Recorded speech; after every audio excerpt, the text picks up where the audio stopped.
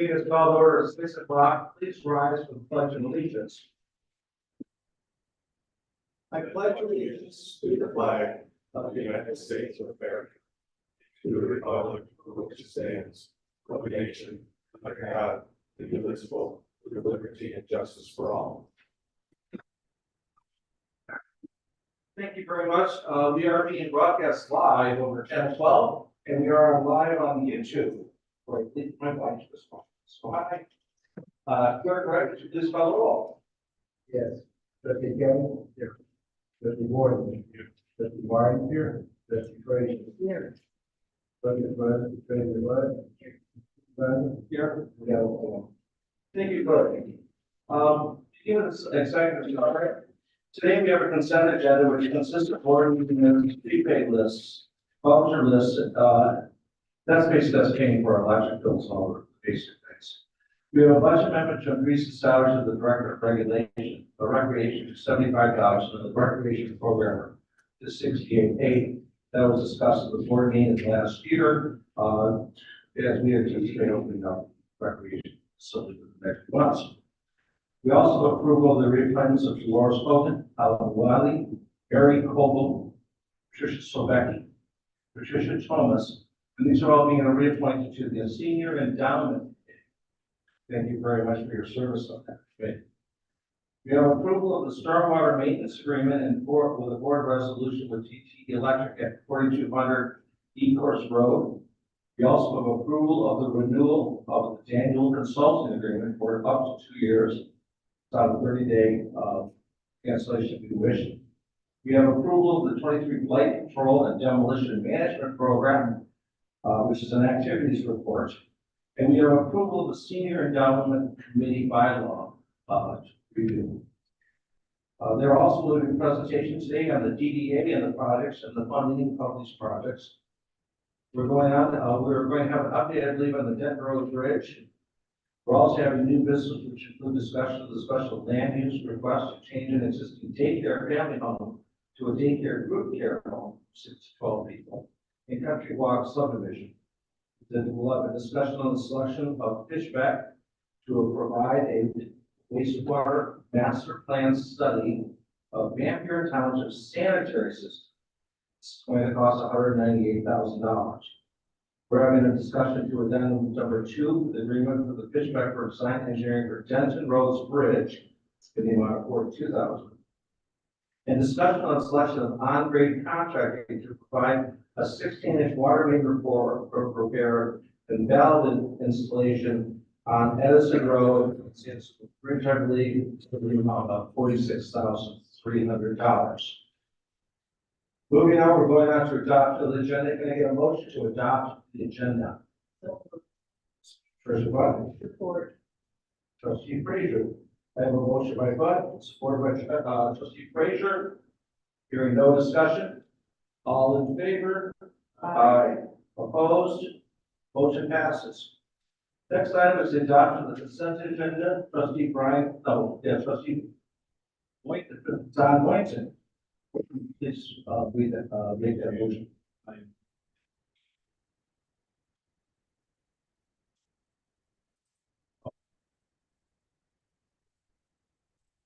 Here we go. I'll say again, I move that we approve the consent agenda, which consists of the following: board meeting minutes of January 16th, the prepaid lists of January 18th, January 25th, February 1st, and the voucher list of February 6th, all of 2024.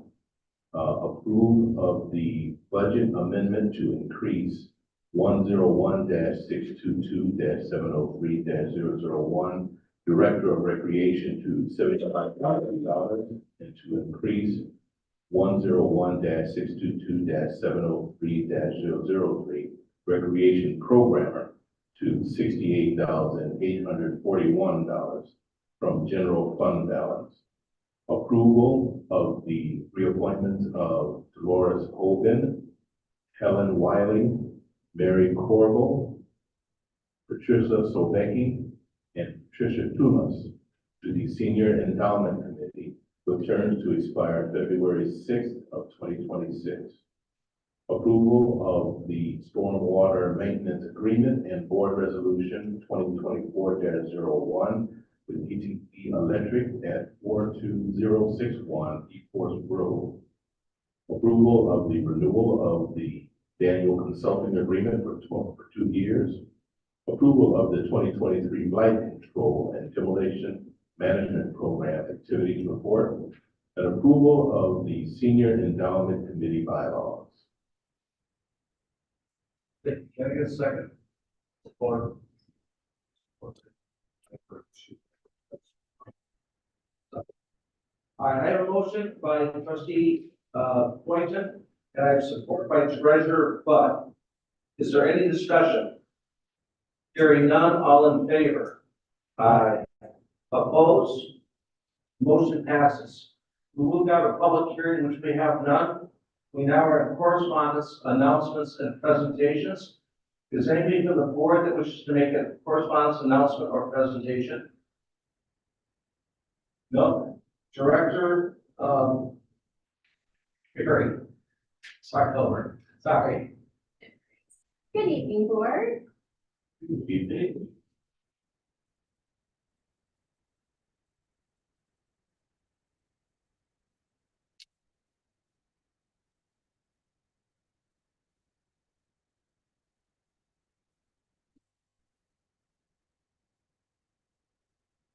This is a presentation that Wade Trim, who's our engineering firm that the DDA utilizes, put together in regards to an overview of our projects and our funding pursuit. Our funding update. So the DDA has been working with Funding Scout, which is an entity within Wade Trim, who does our grant writing and seeks out our grant initiatives. So we've been working with them since May of 2022. So a little statistics, $14 in grants equals about $1 in fees that they charge. They've developed successful, and we have a couple pending grant applications. So our successful are $384,000 for the Safe Streets and Roads. That's a SF4A, Safe Streets for All. $40,000 from SEMCOG Transportation Planning Grant. They've assisted us to obtain an earmark from the U.S. House Committee in the amount of $500,000, and that is for the Belleville Road widening project. And they are currently assisting us with the RAISE grant for an amount of $7.5 million for the Belleville Tyler Road project, as well as technical assistance through MDOT SEMCOG TAP grant for the Tyler Road pathway, about $600,000. I want to add this one thing because especially because she's so wonderful. Congresswoman Dingell put in the federal earmark for $500,000, and she's says a lot of her events, and she always sends Ms. Brown here to represent her. She's here, so I want to be sure that Congresswoman Dingell knows that we know where that money came from. Very much so. Okay. So some of the connections, just to kind of tie it all together, a lot of it, the funding opportunities that we are seeking go with the Belleville Road widening project. So you can see here that it's kind of the center initiative, and then other projects that we are working on are kind of the bubbles around the outside. The Safe Streets for All Road action plan that we acquired for $384,000. The SEMCOG planning study, that's the Belleville Road corridor plan that we received a grant from SEMCOG for $40,000. And then again, the Michigan Infrastructure Office for $500,000. That is a pending for technical assistance for the writing of those grants, as well as the RAISE grant for $7.5 million. And then the TAP grant for the Tyler Road project in the amount of $600,000. So just kind of tie it all together. Belleville Road project is something the DDA began acquiring those right-of-ways back in 2015. We have over 80% of those right-of-ways acquired. We are now currently working to obtain 11 more. We did hire a consultant to assist us with that. They provided obtained appraisals on those properties and made offers to those property owners. We had at the time 13 that were needed, 11 are still outstanding, And we have tried every initiative to be able to get conversation back with them. So the consultant has reached a point where they can no longer move forward. They've made the offers, that the ball is now in those property owners' court to be able to come back to us with a counter offer if they feel the compensation is not appropriate for what they believe to be. So with that, the DDA recently contracted with WWRP, which is an attorney, Jerry Pesic, to help us acquire those additional 11 properties. And with that, that is part of the condemnation process. So just to track with that project, each of these property owners will still be made another appraisal offer. Because those appraisals are over 90 days old, we will obtain a current appraisal, and then another additional, that appraisal will be then presented to them. So it's not just a matter of going right to court. There is still an opportunity to settle outside of that with the updated appraisals and then the negotiation.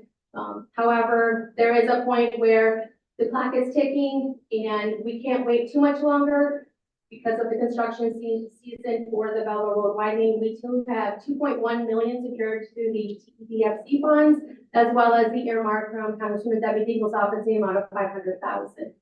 With the efforts that we're doing with the RAISE grant for the $7.5 million, we need to make sure that we act quickly and make sure we have all of the necessary easements in place in order to move efficiently for the construction season of 2025. So talk a little bit about the in progress for Belleville Road. So we are about 30% complete with the design plan. And with that, we will start public engagement with those property owners to make sure they have a very good understanding of the project. And just to kind of make sure that everyone is aware of what the need is. So everyone is familiar with how the intersection at Belleville and Tyler is skewed. So we need to realign that as part of it. So safety. We need to make sure that we fix the bottleneck. We go from a 5-lane to a 2-lane to a 4-lane.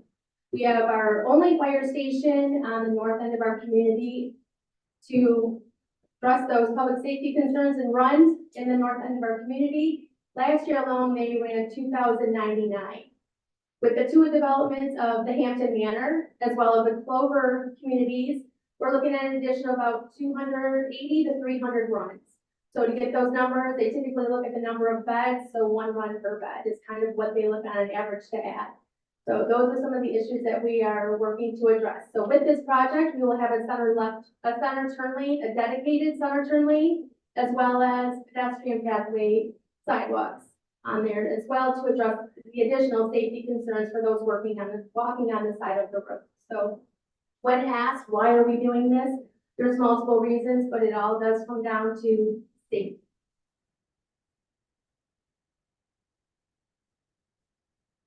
So another thing that we have done a preliminary design on is the Tyler Road.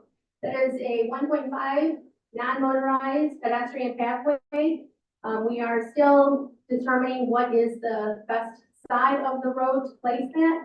But again, that comes to the connectivity to make sure that we are addressing that for safety, to get those walking on the shoulder onto a safe pedestrian pathway, as well as it allows for connectivity for all areas of the community to be able to reach, hopefully, the community center that will be opening soon. So that is in mind of one of the reasons that we want to make sure that we address that, to make that connectivity throughout the township. So starting, we have our Safe Streets and Roads, the action plan, and the SEMCOG transportation planning plan. So the SEMCOG, that is basically looks at the Belleville Road corridor. It will look at the intersection at Van Born and Belleville. We'll take a look at Robson Road in Belleville. We will take a look at the Brook Road and Belleville. So looking at all areas of the corridor to see where we can do traffic slowing measures, additional crosswalks, those types of things to see what is the need. So with the action plan, that kind of puts your plan in place. And then the next step would be implementation. You can apply for implementation funds without an action plan. The Safe Streets for All, the SS4A, that encompasses the entire township. And that's gonna take traffic crash data around the township. Take a look at that, where we need to, again, look at slowing measures for traffic, additional crosswalks, sidewalks. It's gonna address many measures. We have started to create the steering committee. And it's very important because this is a heavily public engagement plan that we make sure that we get residents from all around the township. So we're currently looking at the HOAs and different areas around the township to make sure that we do have representation. So anyone and everyone's concerns are addressed and heard. And that is all of my presentation. I'm happy to answer any questions I'm able. Does anybody have any questions?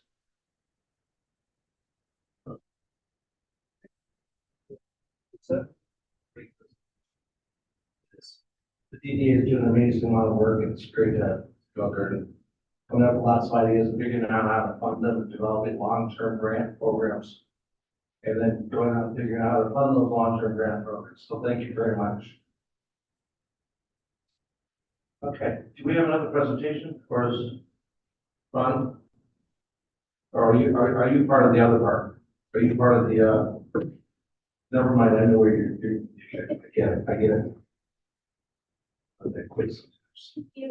So last call for any correspondence, announcements, or presentations. Oh. Next item is public comment, anybody from the public that wishes to comment today on the issues or the board. Anybody wishing to comment on any issues? You step up to the microphone, because they won't hear you anywhere but here. Hello, my name is Eric Cheeks. I'm doing this, 60 years old, divorced, one father of two, and I'm single. I retired from Chrysler. I'm from Suffolk Township. So I just bought a home 6 months ago on Equity Sun. About 6 months ago. The only problem I'm trying to address is trying to get to the bottom line. My house got egged on, I got a letter of that from the police department too. House got egged like the old fashioned way, January 2nd. And so I called the police and I did get a report. Which they threw some eggs, but they also threw some pumpkins. The problem I don't have no problem with, like I said, I've been out here all my life. But I do have a problem with that block, you know what I mean? I don't know what's the problem. I get along with my next door neighbors. We get along good, I don't know what happened. So anyway, I got a surveillance camera now. And nobody's seen what happened, whatever, nobody's in the camera didn't show. The only problem I have, I'm just trying to follow the procedure of what to do next. I did talk to the supervisor. He said he really didn't have no proof, so there's really too much you can do. I said, well, they had cans that they threw, why did somebody take fingerprints? But they can probably, try to dust them off, right? But I guess it wasn't worth the time. Now, what I did do, is I said, I'm not a violent man, I don't even have a history of violence. But I did say if it happens again, I'm gonna call chapter 2, 4, and 7. Only because I put it on blast. I think somebody, something should be done about it. Nobody's house in 2024 should be getting egged up. We should. That's all. Thank you, Mr. Chase. Sir, go ahead. Mr. Chief, I'm glad you brought this to our attention, but I would like you to know that this similar incident has been reported. We had several homes in Annual Farms that got egged and cartons of milk thrown at the house. So I think it's a bunch of kids that's going around doing it.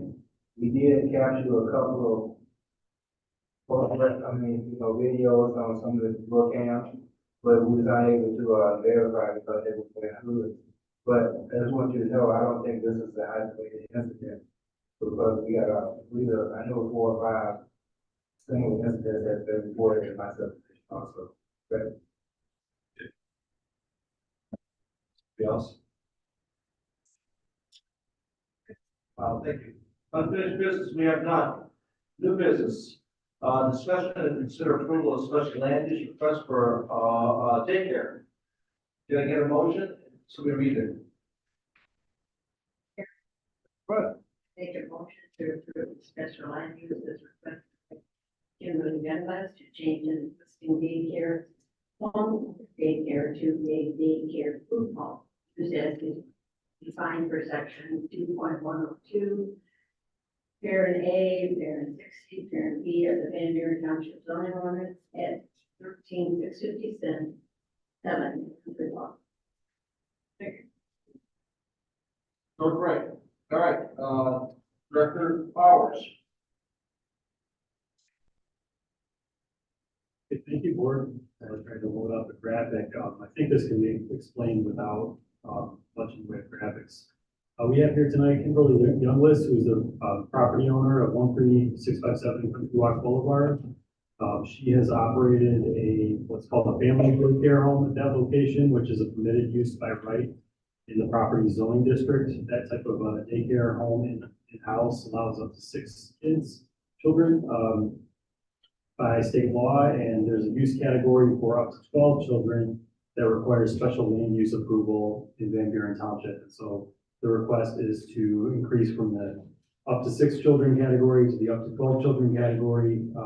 And there's actually an allowance to bump that up to 14 after 29 months of operation under current state policies. You have in your packet a simple site plan showing the location of the proposed, lot. It's, of course, in the Country Walk subdivision.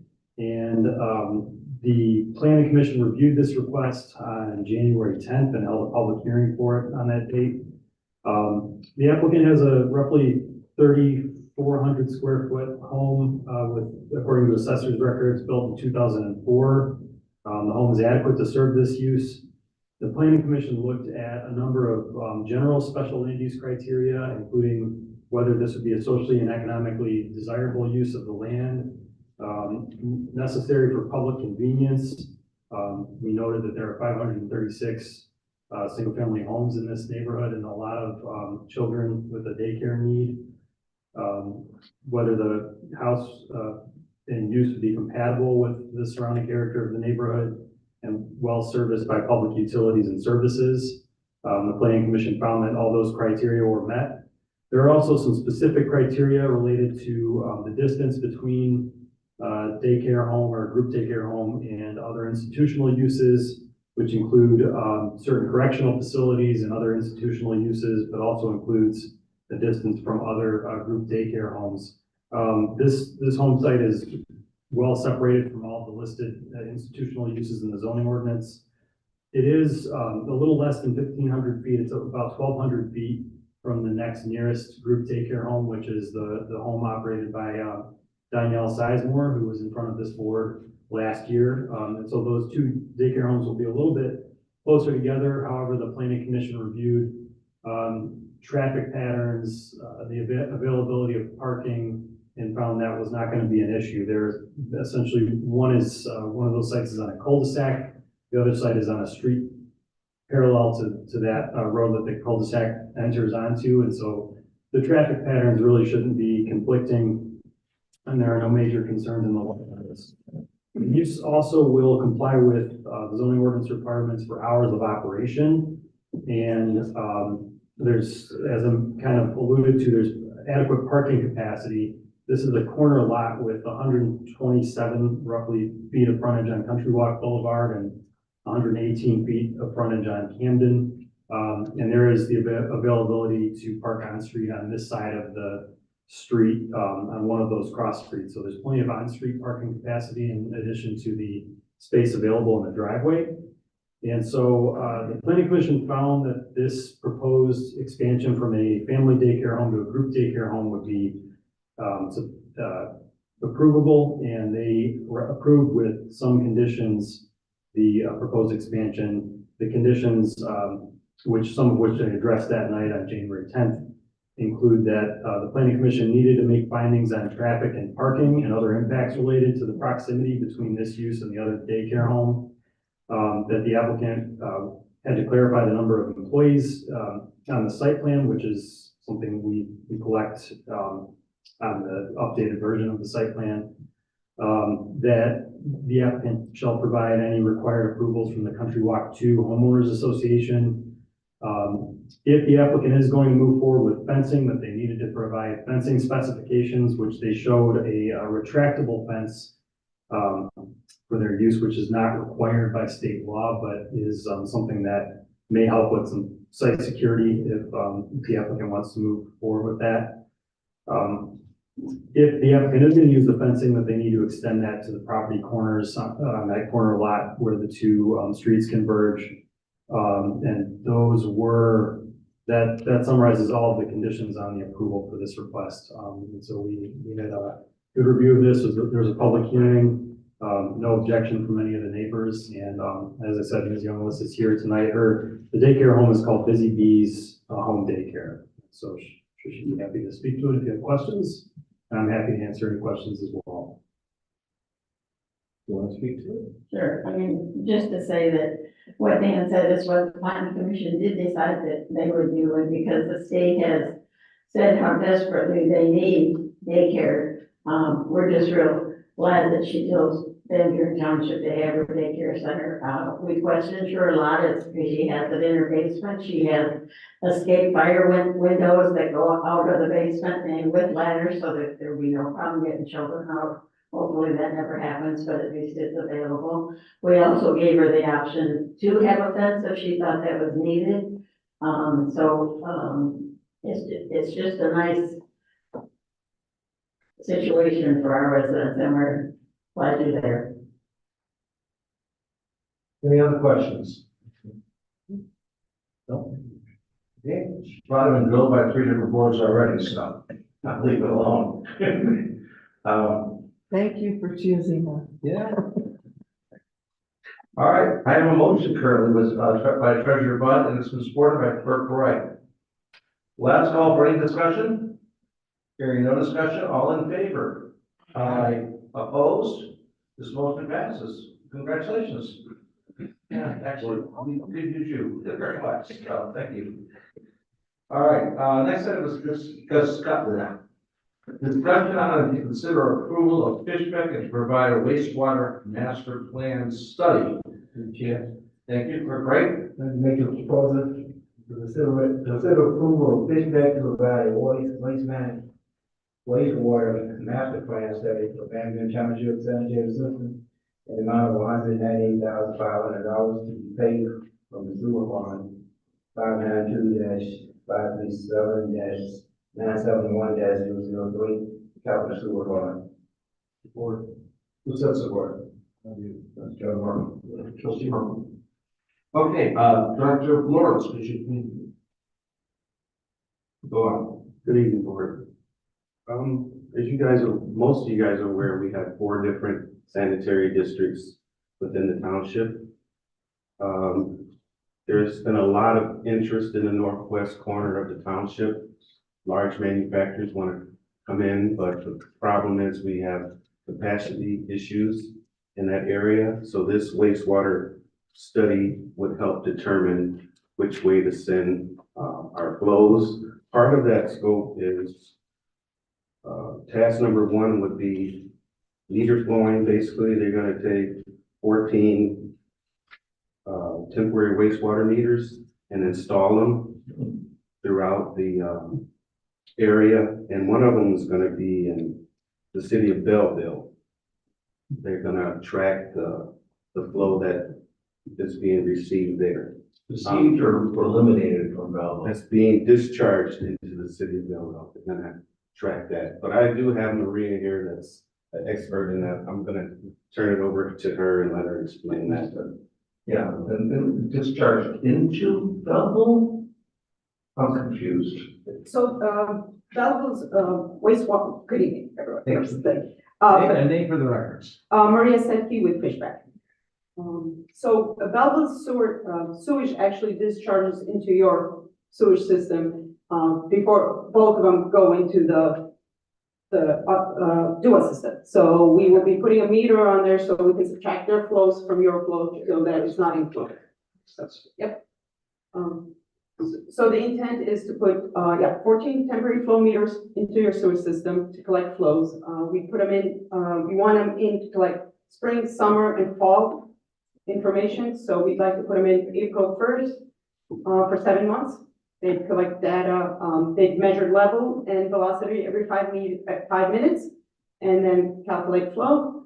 We'd also install some rain gauges. So what we want to know is how much flows in the system during dry weather conditions, and then how much rainwater gets into your sewer system, depending on the different size rain events. Once we've gotten all that data, we calibrate and update your hydraulic model. We've got a hydraulic model of your whole sewer system. It's probably 5 years old, and it's not that detailed. So part of this is we detail it, we expand it, we calibrate it to the meter data. And once we have a good hydraulic model of your system, then we sit down with your staff and figure out where we can expand, where we can accept more flow, how much we can accept more flow from manufacturers, and then where can we send it? The bigger issue is how do we get it out of your system into the authorities to treat? You've got 4 different ways you send your flow. So we'd be talking to all our authorities to figure out which one can accept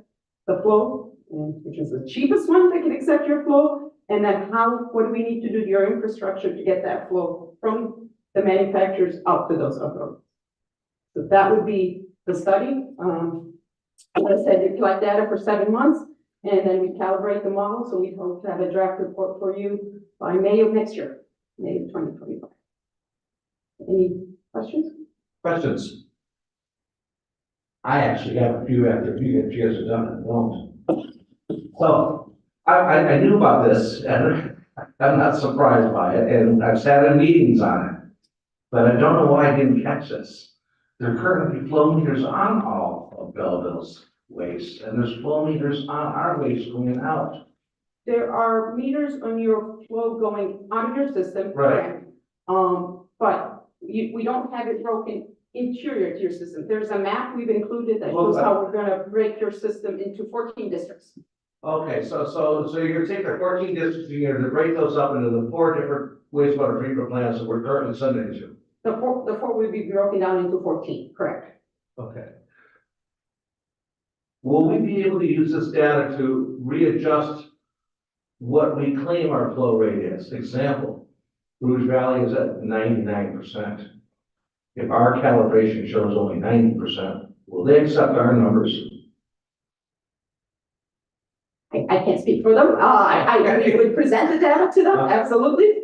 Will they accept it? These will be temporary meters. The meters that they have on your system are permanent meters. So in theory, those are more accurate, but I will leave that. But these are temporary meters that are 7 months. But yes, we can definitely, if there's major discrepancies, we can definitely present that data to the authorities. Yes. Thank you. Any other questions? I don't know why I didn't think of that one in the meetings.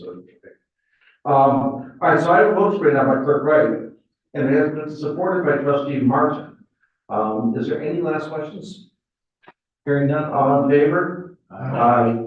Opposed? Motion passes. Thank you. Sorry. Set here. Item number 3 is discussion on to consider approval of addendum number 2 to an agreement with Fishback regarding the Denton Road Bridge. Can I get a motion? Through the chair, Trustee Kelly. I move to consider approval of addendum number 2 to the agreement between Fishback Associates and Van Buren Township for the design engineering for Denton Road Bridge in the amount of $42,240. Support. Okay, Director Akers. Thank you very much. Good evening. During the cleaning and investigations for the bridge, it was discovered that there is an endangered species of flower called the water willow on the causeway leading up to the bridge. In order to proceed with our Eagle and MDNR permitting of the project, we will need to have a company under contract to relocate and monitor the endangered plants. Fishback has listed quotes for this work and has prepared an amendment to our agreement to cover the cost of those services. Fishback will be working with ASTI Environmental to complete the following scope of work. The first step is to prepare the relocation monitoring plan for water willow impacted by bridge construction. 2, to conduct the relocation of the water willow. And 3, to monitor the relocated water willow for a period of 3 years, which covers 2025 through 2027. These services will bring us into compliance with state and federal guidelines regarding the endangered species. Cost of this added service is $42,240 and is included in the attached sub-consultant agreement amendment, excuse me. This will bring the total cost of design engineering for the project to $499,940. These costs will be subject to reimbursement from Wayne County as part of the funding received for this project. As an update, we are still waiting on a contract from the county which addresses this, but we've had recent discussions with the director of engineering, where he had indicated that they were working on moving this forward. Before we move forward and keep talking about this, I did provide all the board members with a memo, which kind of gives a general update as to where we're at with the bridge. I was gonna go through it right now, if that's okay. Thank you. So this memo kind of outlines the different tasks of the bridge. It breaks it down into the plan preparation, environmental permitting, utilities, and then kind of what our next steps are moving forward. So our original goal is to have the plan submitted to Wayne County by March 1st, and that goal is still on track. The township and our engineers had what's called a grade inspection meeting, or GI meeting, with Wayne County on January 29th, where we reviewed the 85% complete construction plans with Wayne County Engineering. We had a good discussion that put the plans on track for Fishback to submit them to the county on or around March 1st. County thus far has reviewed the plans quickly and provided timely feedback so we could continue to meet our timelines. After this meeting, we had a discussion with the bridge engineers and county engineering regarding some tree removal and the impact that tree removal and some fencing rules could have on the adjacent property owner. Township staff will be reaching out to that property owner to discuss what is going on and what their impact is going to be in the next coming week. Overall, the plan development is on track, and we're able to continue meeting all of the original design goals for the bridge, including raising the height of the bridge, adding a sidewalk, and completing several of the decorative elements we discussed. As we had previously discussed, the bridge will have one pier in the middle of the bridge, which will support 2 spans. In addition to this, regarding the design, the township also engaged and completed a survey over the December and January, showing what material will be used for the retaining wall. The winning option for the survey, which was published on the township's social media page, was a simulated limestone, which has been incorporated into the design. Regarding the environmental permitting, Fishback has submitted the necessary environmental permit applications for the project, and with this authorization, we'll finish addressing any of the remaining comments from the state. It's anticipated that we will have the necessary environmental permits secured prior to the summer so the work can begin. For utilities, the township, Fishback, and Wayne County have all met with DTE Gas to discuss the relocation of the gas main that's on the bridge. The gas line will need to be relocated along Beckley Road and potentially the I-94 South Service Drive to maintain service to those areas on the west side of the bridge. They are working on a solution and a timeline to complete that work, and we anticipate meeting again at the end of the week on Friday to discuss that further. In order to help us expedite this process, the supervisor and deputy supervisor has been in contact with DTE Governmental Affairs and have gotten their assurances that they will help us move forward as quickly as we can in order to continue to meet our timelines. As soon as I have more information, specific information from DTE, I'll make it shared. One other item that I wanted to highlight regarding utilities is we've talked with DTE Electric. There's going to be streetlights on the bridge.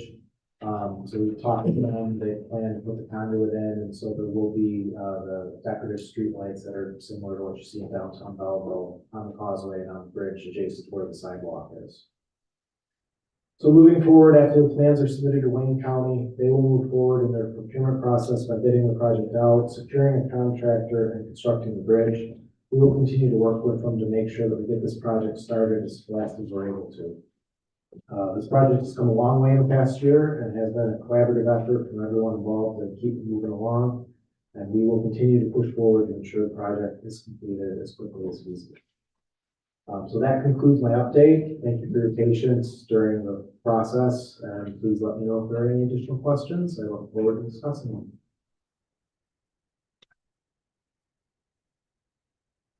When are they gonna move the water willow?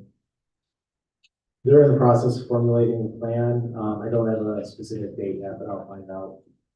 Okay. And the new home for the water well?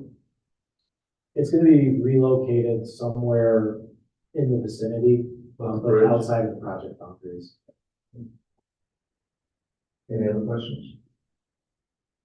The multiple plants, that water line, is it a lotto? There's a couple different patches that were outlined on the plans. I believe they're on the south side of the causeway. So there's a handful of, I think, 3 or 4 different areas where they're going. I would have cleaned it really good. I would have been asking for bouquets of them last year if I knew.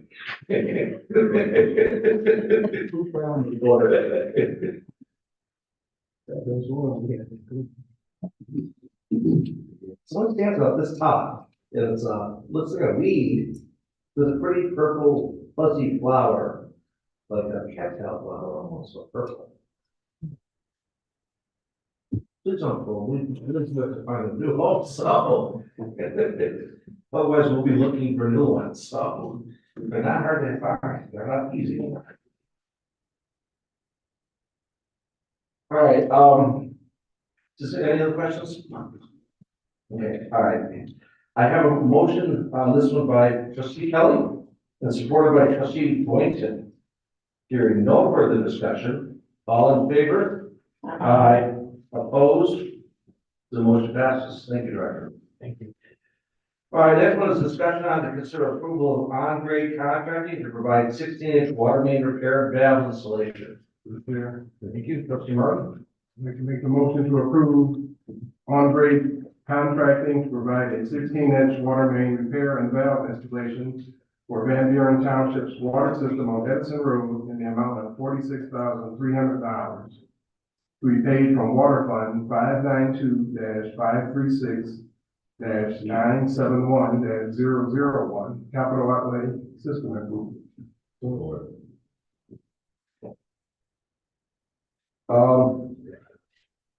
What's that? Oh, did you say something? Oh. Yeah. I'll let them.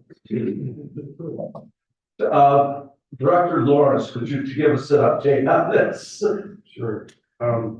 August of 2023, I've noticed a small leak on the Edison Road Bridge. It has increased, since then. It's running pretty heavy, and I got 4 quotes to make this repair, and the low quote was on grade in the amount of $46,300. With this, with this repair, I'd also like to install a 16-inch valve. By installing the 16-inch valve, it minimizes the area that we would have to disrupt to make the repair. And with the bridge being in such bad condition, I can also isolate that, and with the valve, provide a redundant loop to where I can feed the water around it and can isolate that bridge and still have adequate pressure. This is a budgeted item, but before we were going to try to do what is called a bail tap. Basically, you could put a sleeve over the water main while it's under pressure. But looking at this, studying it further, I think it's best that we fix the leak and install a 16-inch valve. And that way it would make the system better, and it would provide a redundant loop. When we shut it off, we won't put out as many people out of water to make a repair. Questions? You said, put as many people out to make a repair. Could you define that better? Well, if we, Who's going out while you make the repair? And if you don't make the repair and it breaks, who's going to lose water? basically, I think that provides City of Belleville, doesn't it? no, it's gonna be from Hannon Road All right, down to Haggerty, so you lose all those homes in between there, that'd be out of water. Plus, it runs behind some kind of business, they would be out of water as well. and it's on the old Edison Road Bridge, which I understand was a real bridge for cars, and they have Model T pictures of Model Ts driving across it to give you an idea of how old this bridge is. Well, we're probably gonna have to deal with shoring that bridge up someday.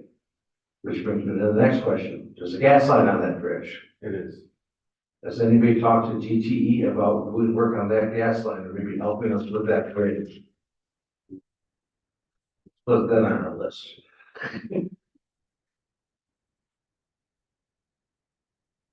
Anybody else have a question? I got a motion by trustee Martin, and it's been supported by Wood Boynton.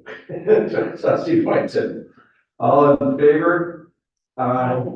Opposed? Motion passes. Thank you. Reports we have none. We're now done with public comment for non-agenda items amongst the public. Is anybody that wishes to speak today on anything they want to speak on? Is there anybody online that wishes to speak on anything that they want to speak on? No, Supervisor. Is there any board member that wants to make any comments whatsoever? Go ahead, Bert. So we will not be having a board meeting another one prior to the election. We are having an election February 27th, presidential primary. Ballots are going out as we speak, absentee ballots. 9 days prior to the election date, we will start early voting. And early voting will run consecutively until the day of the election. February 17th, thank you. Starting February 17th, you'll be able to vote early, which is different from absentee voting. Absentee voting is that, of course, you get your ballot in the mail, you fill it out, you send it back, or you bring it back. Early voting, you get the opportunity to come in. We'll have 2 precincts set up in the township hall where you can actually vote and put your ballot through the tabulator. But once you put your ballot through the tabulator, that's the final process. You have no option of, there's no coming back and changing your ballot. It will be tabulated as it would be on election day. That's the early voting process. Thank you. Anybody else? Okay, can I get a motion for adjournment? So moved. Boynton, Support. support Frazier. Any discussion? All in favor? Aye. Opposed? We are adjourned.